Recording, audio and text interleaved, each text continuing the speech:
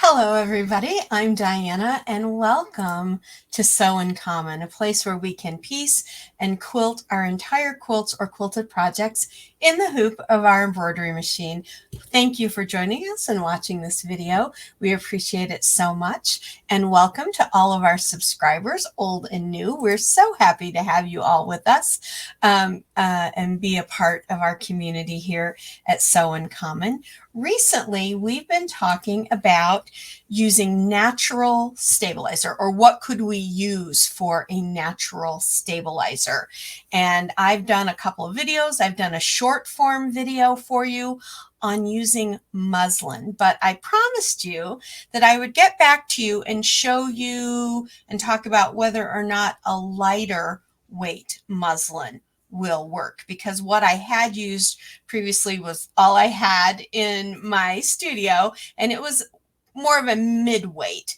And so today I'm going to show you that, and we can talk about it. We're also going to talk about using no-show stabilizer and proper heat settings so you don't get what you think of as shrinking. Although your stabilizer is not shrinking, there's something going on at a microscopic level. We're going to have a little geeky information about that from a science perspective about what's really going on and how you can get that to stop. So that's what we're talking about today. If you enjoy this video or any of the other videos you've seen from Sew in Common, please click the subscribe button. We'd love to have you as part of our community here. And don't forget to click the little bell so that you can get notifications either when I add pictures to the community board or videos or short form videos, anything like that at all. And if you want to head over to my website, you can get this month's design files and package with instructions at no cost for this month's block of the month. So you're not too late to get that. And if you subscribe over there as well, you'll also get email updates, blogs, that sort of thing sent to you as well. So if you want any of that, please help yourself, and welcome to the Sew in Common community. We love having you all here. So let's go right under the camera here. Let me share my screen with you all. And so that is shared. Now let me flip over to my camera. So here we are. Here's the camera. Now here are two pieces of lightweight muslin. One of them is just the natural. One of them is a bleached muslin, and I'm showing you this because I did have a question about that from someone in the comments wanting to know if it was okay to use the bleached muslin, and it certainly is. Now, if you want that stabilizer to be as natural as possible, nothing special going on with it, then go with your unbleached. If that part doesn't bother you and you just want the natural fiber, sure, use the bleached. And one of the times I would use the bleach, let me see, do I have a piece of fabric here? I think I do. Yeah, here we go, that I can show you. So this is a dark fabric. You can't tell anything coming through whether I have it there or have it there, right? But if I have a lighter piece of fabric, which I don't, oh, here, let's use this white pillowcase, because I'm going to talk to you about that as well, because I had mentioned this and I kind of wanted to give you an update on this. Let's take this white pillowcase and put it, because this isn't too see-through, there's really not a big difference there. There's certainly, I mean, it would be perfect with the white. So I guess my tip on whether you use bleached or not would be if you're using a white or a really light fabric and you're going to get any kind of shadowing coming through. I haven't had a problem with it, but I might consider using the bleached if I were going to use white fabric, either with a small print or a white on white toned print, anything like that. I might use the white, because to me, it's just the idea of having the natural fiber that is of concern for me. So here we have our two pieces. Now, this has been ironed once I cut it, and I want to share with you my best advice for pressing your fabric. This goes for this whole scenario we're going to talk about with our stabilizer as well. So there are lots of products out there. I'll tell you about two of them that I use, but it would be the same idea regardless. Get yourself a couple of mister bottles. They're relatively inexpensive. I got this online for like $8.99 or something. And I'm sure fabric shops and all have them where they're all decorated and pretty, wherever you want to get your mister bottle. And I want to show you the reason why. If I hold down my mister bottle all the way down, that's a pretty good mist there. But if I just barely squeeze, I get very small, light amount of mist. And that's what you want when you're pressing. Don't soak your fabric. I know there are products that say to soak. I know that there are some quilters out there that like to soak and either iron it dry or let it dry and then iron it.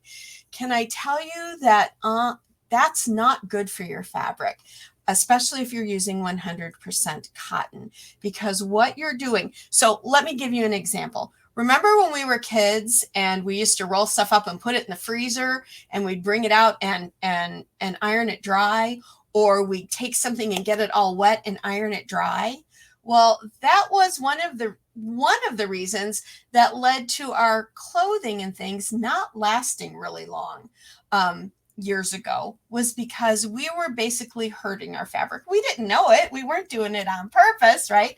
But what it's actually doing, it's actually when you're taking something wet and adding heat, and I know that when folks do that, they like to turn that iron all the way up.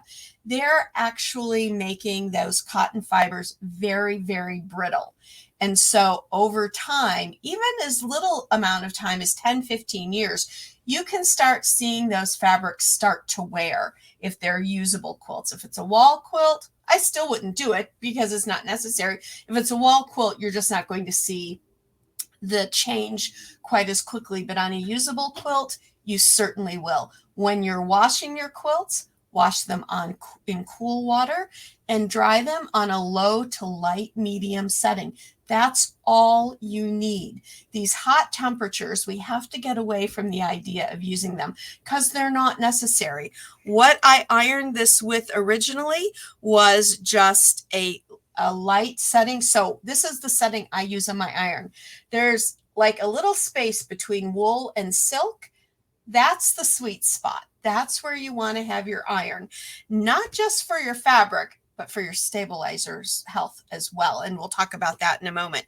So what I use in these bottles, I'll talk to you about in a bit, but I think the Mister bottle is the best bottle that you can use, because other bottles give you either like a really dense spray or they give you just a lot of spray. It's a little less controllable. These Mister bottles have been great for quilters in our use. So that is one tip I wanted to give you. But here are our lightweight stabilizers, our muslin. Now, let me bring in the original one I showed you done on the heavyweight muslin, right? It's still got some drape to it, but not a lot. Now that would be okay. Like I said, if you're going to use that and that's all you have, when you go to do the quilting, use like a bamboo batting, which is our lightest batting. Use that, and that'll kind of help to offset some of the extra weight you're getting in with that medium muslin. But now I want to show you these two, and I'm just going to hold on to them. Oh, look at them, how they just hang like that. Can you tell me which one did I use no-show mesh and which one did I use lightweight muslin? Can you tell? Gosh, really good. The drape is really, I mean, it's drapey and bendy really well on both. Well, do you want to know? The big one, that's no-show mesh. And that's why I like it, because it keeps my fabric nice and drapeable. Doesn't add a lot of weight, but actually adds some stability to the quilt over time. This one, lightweight muslin. And you couldn't even really tell the difference between those two, right? So the lightweight muslin is definitely my choice. It's not expensive. The muslin I bought over the weekend, I think was on sale for like $2 a yard or something. And it's not just like when you buy a roll and you get 10 yards and it's 12 or 15 inches wide. This is like a full 48-inch wide muslin. So you're getting a lot of it. And I also learned that muslin comes in wide back at 98 inches as well. So you can really save some pennies there on your stabilizer. But either way, your no-show mesh or your lightweight muslin will work beautifully when doing your blocks in the hoop. So that's the difference. And I say, if you want that natural stabilizer, or you want to save a little money when you're doing your piecing in the hoop, go for that light weight muslin. I think you're really going to love it. In fact, I am working on the finished project for this month to go with the block of the month, and I am going to use only lightweight muslin so we can see a whole big project made out of it and see what that looks like as well. Now, one other thing I want to show you again is this white pillowcase. Now, the woman who originally mentioned alternative or something could be used as a natural stabilizer said use a 100% cotton pillowcase. Well, cotton pillowcases nowadays are really made really nicely. They're made with kind of a sateen finish a little bit to them. They're super beautiful and they're really tight weave. There's a high thread count to them. This one is a 300 and it was the lowest thread count I could find, and it is just too thick.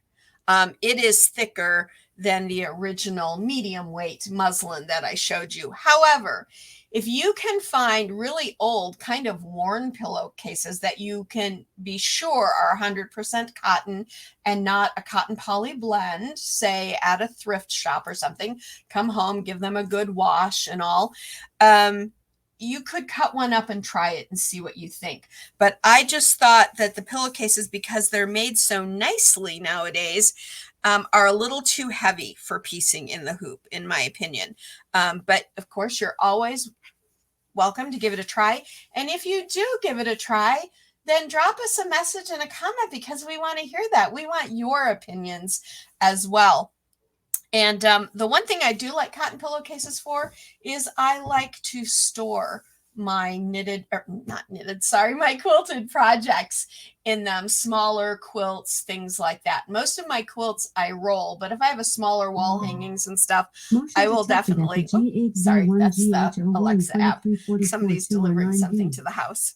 Then I would certainly use 100% cotton pillowcases. So I got these just off of Amazon. I just typed in 100% cotton pillowcases and got these, but I'm not going to be using these as my stabilizer. I'm going to be sticking with that lightweight no-show mesh, or not lightweight muslin. Gosh, there we go.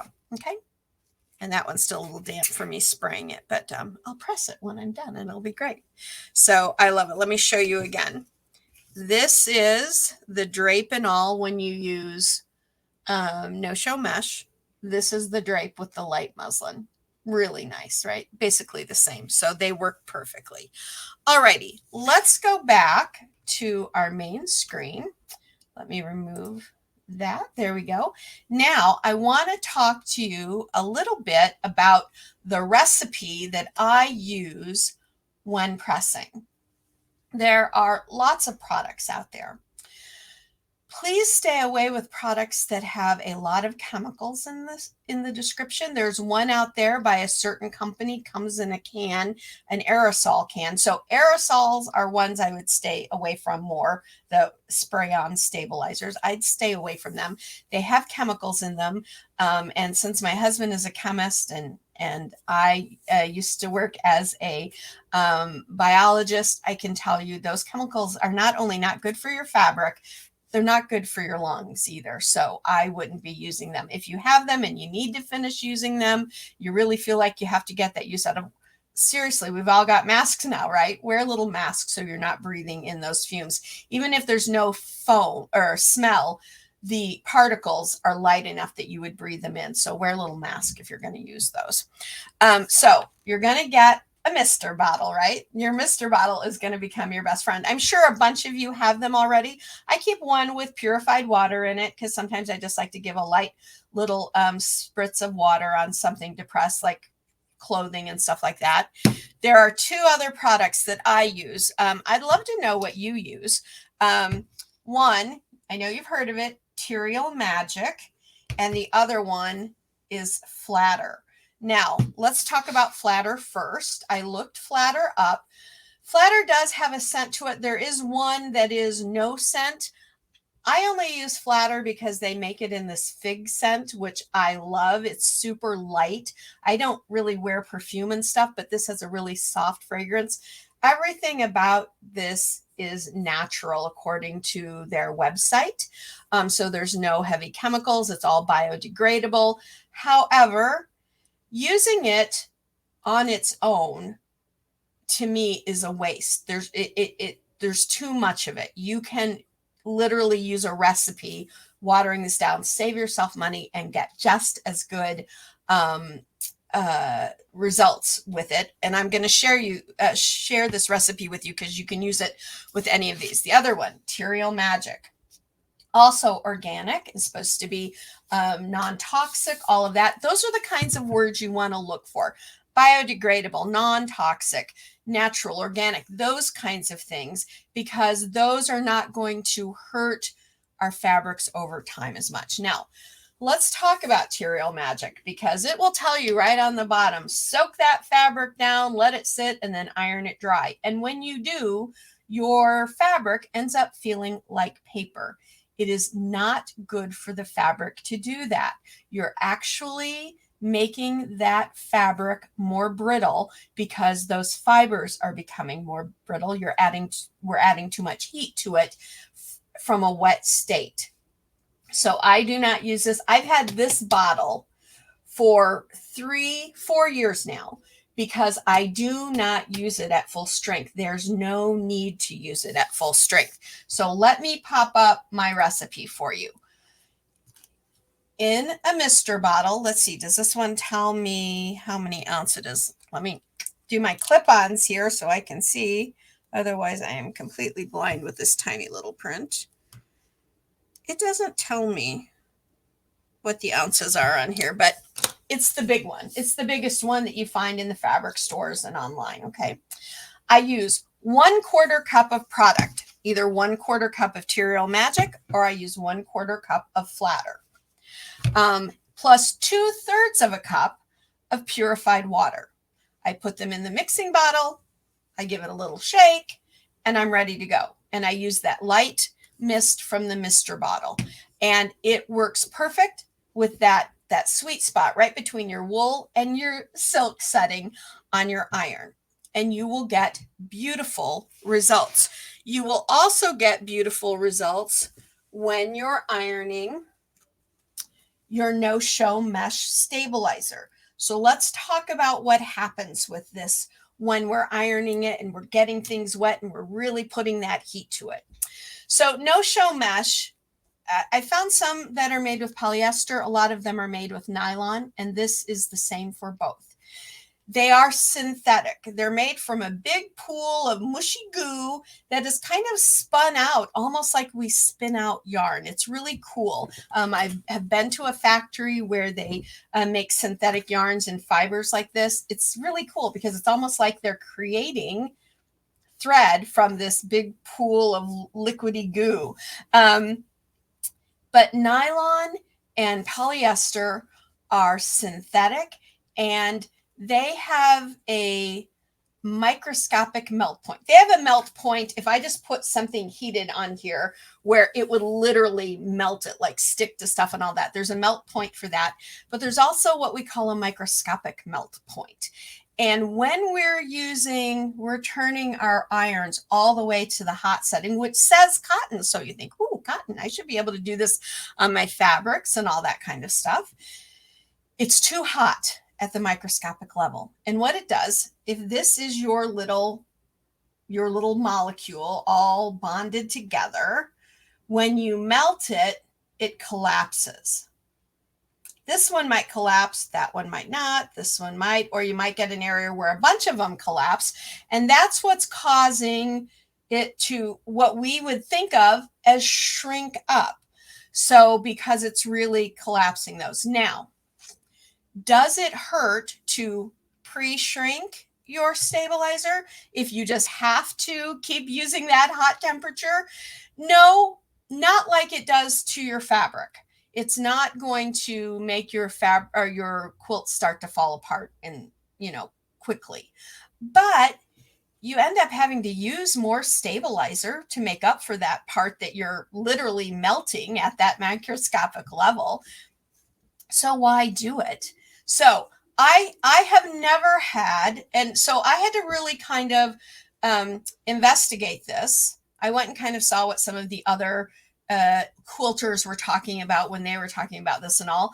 But I actually went and talked with chemists other than my husband, because I love him, but he's a biochemist. So he deals more with biology, although he knows all about straight chemistry as well. That's his original degree. But I went and talked at the university with one of our petroleum chemists that we have out there.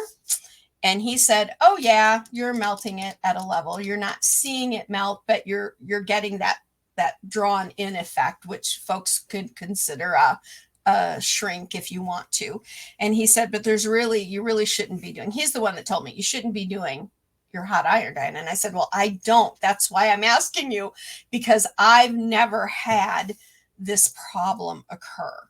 And he said, oh, okay. He said, yeah. He said, go down to like your wool or your silk, something light.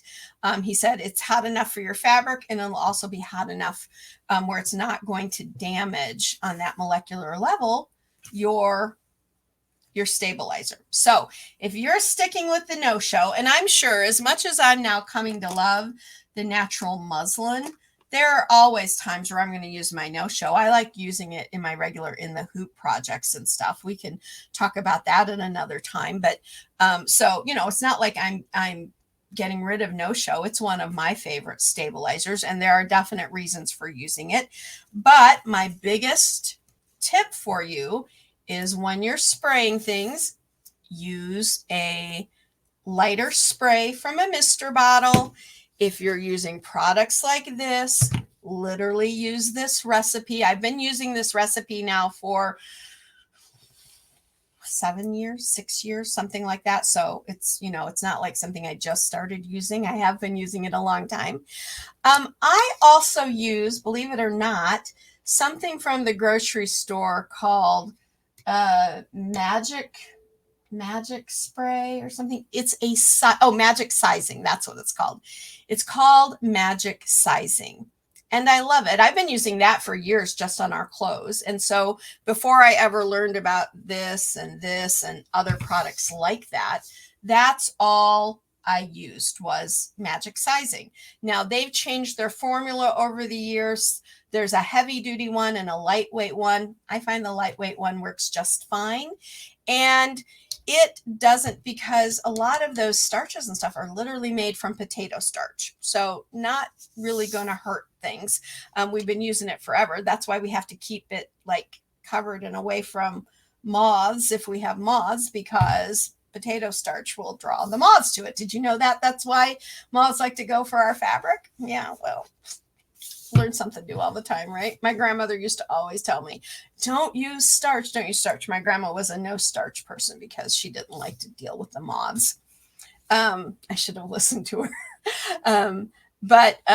So you could use something like that too. And those cans are really inexpensive. They're like literally like $2 or less, magic sizing. I didn't bring it over here for you because it's like way over on the other side of the room, but I wanted to show you two that I know you've heard of probably.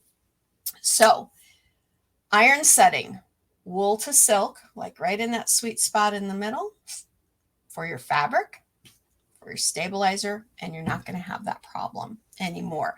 I would love to hear in the comments what you use.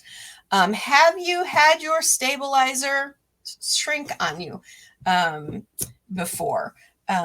like I said, I've never had it happen. That's why I had to really research why it was happening, because I know that nylon and polyester doesn't shrink. So when cotton shrinks, let's just talk about that for a second. When cotton shrinks, it's because the fiber is literally pulling in on itself, right? We're literally pulling out the moisture from the fiber and it's pulling in on itself. It's literally shrinking. Kind of think of a sponge. That doesn't happen with synthetic fiber. They don't do that. So there was something else going on here, I knew, and that's what's happening, is that microscopic bond is being melted.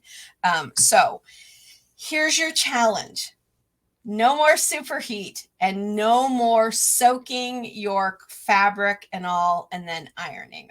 Okay, let's give that a try. Let's see if you can do it for a whole month and see how you get along.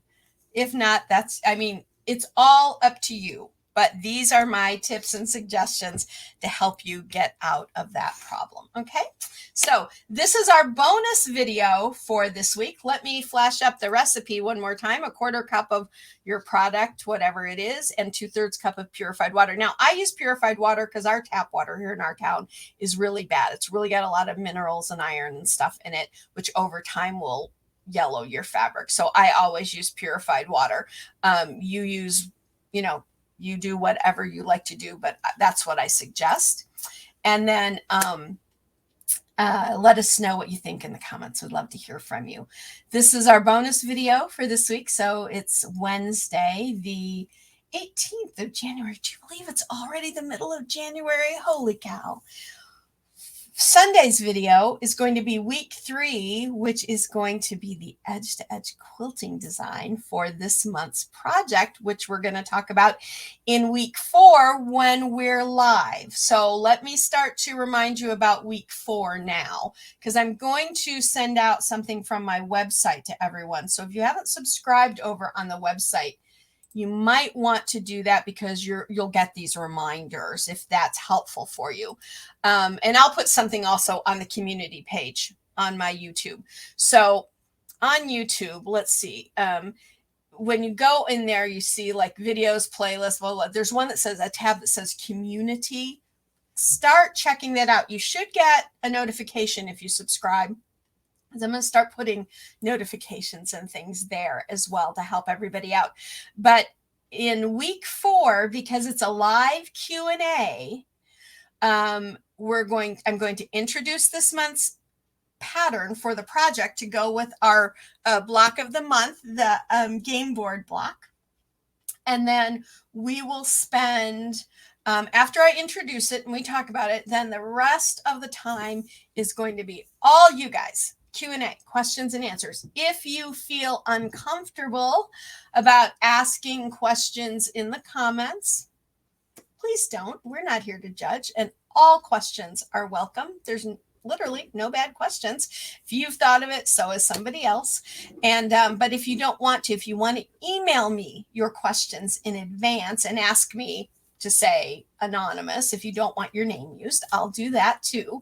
But you can start sending those questions in now about anything we talked about in today's video, the inspiration video from last week, or the first week of the month when we introduced the block of the month. Okay, so quilting in the hoops, piecing in the hoop, that's the kind of Q&A we're going to be doing on Sunday, the 4th week of the month. And I'll also answer like any questions you have on the project that I introduced that day as well. Okay, everyone. So thank you all so much. Go out, have a rest of the great week. And you know what I'm going to say. I want you to go sew life beautiful. All you wonderful artists out there making beautiful quilts and quilted projects. Don't forget, when you post a picture, add the hashtag sew in comments so that we can see them and I can show them here when we're live. Okay. Till next time, everybody. Have a great rest of the week. See you on Sunday. Bye for now.